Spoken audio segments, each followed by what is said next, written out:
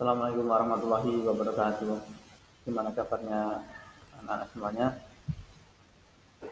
Semoga kalian senantiasa dalam lindungan Allah Subhanahu wa taala. Tetap jaga kesehatan di era pandemi seperti ini, dan pesan saya kalian di rumah tetap belajar. Ini bukan hari libur, kita tetap pada pelajaran biasanya, dan eh, insya Allah nanti saya akan memaparkan materi lewat video setiap 1 KD sekali, insya Allah seperti itu. Nah, perkenalkan, nama saya Pak Tony. Mungkin dari beberapa kalian sudah pernah tahu saya di MPLS kemarin. Nah, kita jumpa lagi di sini.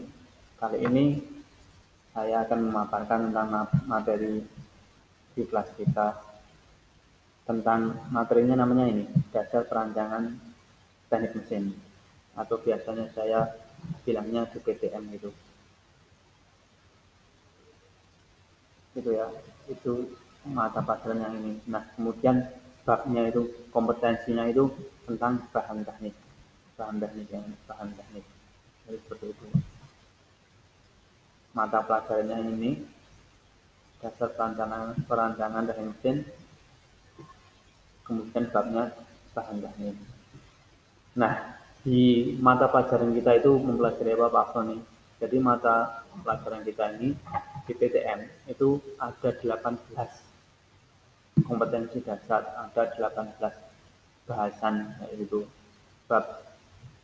Nah, di awal yang pertama itu tentang bahan teknik. Nah, kira-kira bahan teknik itu membahas tentang apa saja. Nah, nanti kita akan sampaikan di sini. Oke, kita akan bahas di sini. Kemudian kita lanjutkan.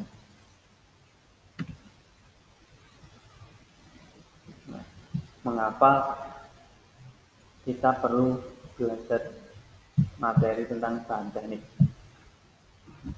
Nah, ini jadi bahan teknik itu sendiri, kenapa perlu dipelajari? Tentunya di pemesinan itu semua kegiatan nanti di praktek pemesinan itu kita akan familiar dengan bahan teknik. Dan yang paling kita sering kita jumpai besi. Nah, teruntuk dengan praktek kita nanti. Jadi kita akan familiar menggunakan bahan teknik tersebut. Nah, yang akan kita bahas nanti apa saja? Yang pertama tentang klasifikasi bahan teknik. Bahan teknik itu dibagi menjadi beberapa. Nah, di dalamnya nanti akan dibahas penggolongannya itu. Di dalamnya apa? Seperti itu. Kemudian ada lagi tentang bahan teknik non logam dan bahan teknik logam. Di dalam klasifikasi bahan teknik tersebut itu ada 2 pokok bahasan yang harus kita ketahui di dalam tentang bahan non logam dan logam. Mungkin nanti kita akan beratkan di bahan teknik logamnya seperti itu. Karena kenapa demikian? Karena memang kita akan sering-sering menggunakan logam tersebut. Selanjutnya,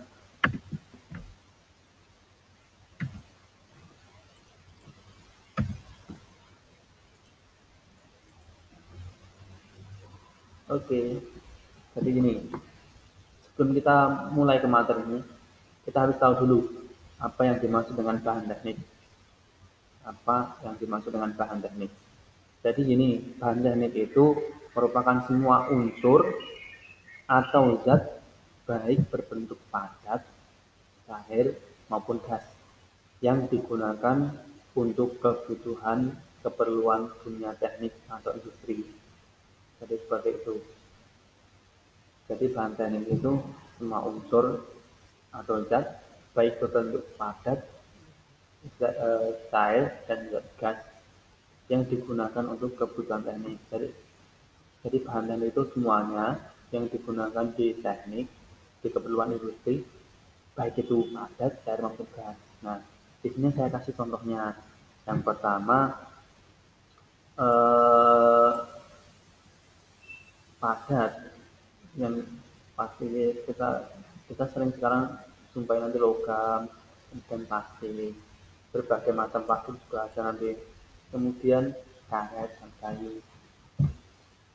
Selanjutnya bahan cair, yang termasuk bahan cair yang di dunia teknik itu kita sering menjumpai tentang pelumas, air seperti biasa yang kita gunakan, kemudian bensin, solar, dan bahan kimia lain.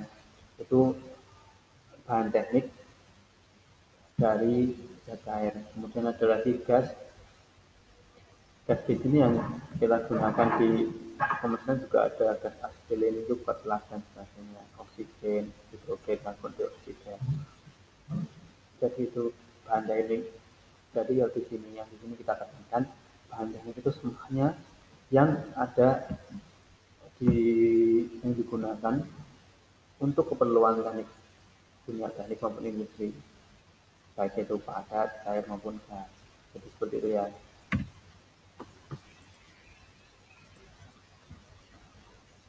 Selanjutnya tentang klasifikasi bahan teknik. Nah, bahan teknik itu kan tadi ya luas ya, cakupannya itu luas. Nanti disempitkan lagi menjadi mengerucut seperti itu. Disempitkan mengerucut. Bahan teknik yang pertama non logam.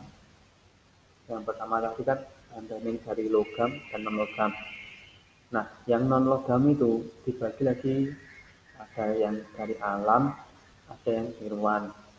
Nah, bahan yang dari alam itu bahan teknik non logam alam itu bahan teknik yang asalnya memang dari alam, didapatkan dari alam, seperti kertas itu dari kayu, batu, kulit, karet, nah, seperti itu. Jadi memang benar-benar didapatkan dari alamnya.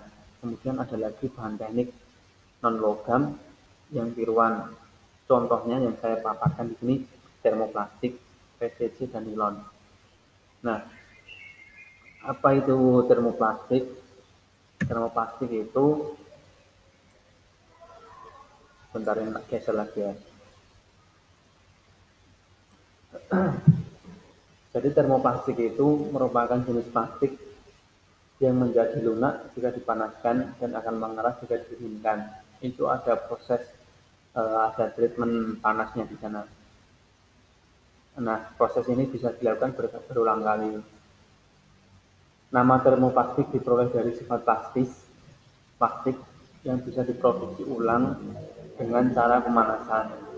Nah, secara sederhana, termoplastik adalah jenis plastik yang bisa didaur ulang. Di termoplastik yang perlu diketahui yang ini jenis plastik yang bisa didaur ulang seperti itu. Nah, contohnya apa? Nah, kalau kita teliti, kalau kita beli produk kemasan plastik kayak gitu, biasanya nanti kita akan melihat menjumpai seperti ini. Ini kode-kodenya. Ini contoh termoplastik. Ada polietilen, kemudian high density polietilen, polyethylene chlorida, density polyethylene. Nah, ini tipe-tipenya. Di sini ada kodenya. Ini semua termasuk ke dalam termoplastik atau bahan non logam yang tiruan tadi, yang dibuat dengan proses tadi. Nah, di sini ada aplikasinya. Kalau polietilen PET ya kayak gini, garam salad kayak gini, untuk soft drink, botol air, kemudian salad kayak gitu. Nah, sifatnya bening, kuat, tangguh, non permeable kayak gitu. ini contoh-contohnya. Yang pertama tadi, saya ulangi, klasifikasinya tadi yang kita bahas. Yang pertama bahan teknik, kemudian bahan tekniknya itu yang pertama non logam. Yang logam itu bahan teknik yang alami. Yang alami tadi apa aja? Seperti kayu, kemudian kertas, itu yang dari alam. Kemudian yang pasif di sini termasuk dari tiruan. Kita lanjutkan bahan teknik yang logam. Bahan teknik logam itu apa aja? Di sini bahan teknik logam itu dibedakan menjadi beberapa, menjadi dua aja. Yang pertama tentang bahan teknik logam ferro, yang kedua logam non ferro. Nah, logam ferro dan logam non ferro, apa perbedaan keduanya? Yaitu bahan teknik logam cuma dibedakan menjadi dua. Di sini contoh yang saya sebutkan contoh logam ferro yaitu besi, dan contoh logam non ferro yaitu tembaga, kuningan, aluminium. Jadi seperti itu. Yang pertama tadi kita bahasnya klasifikasinya, bahan teknik non logam, tiruan dan alami. Yang kedua bahan teknik logam, ferro, non ferro. Oke, kita next.